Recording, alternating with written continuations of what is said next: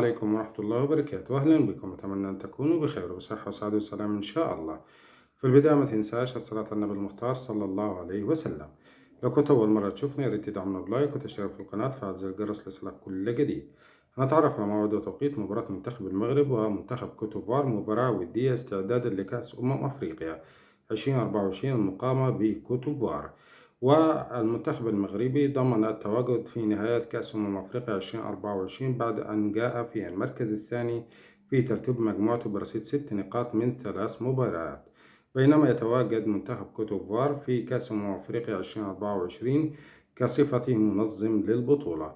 وتقام المباراة يوم السبت الموافق 14 أكتوبر 14/10/2023، وتنقل المباراة على قناة المغربية الرياضية، ولم يتم تحديد التوقيت بالضبط، ولكن من المتوقع أن تقام في تمام الساعة 7 بتوقيت الجزائر وتونس والمغرب، والثامنة بتوقيت السودان وليبيا، والتاسعة بتوقيت العراق والسعودية والكويت والبحرين وقطر والأرض لبنان وسوريا واليمن وفلسطين ومصر، والعشرة بتوقيت الإمارات وعمان.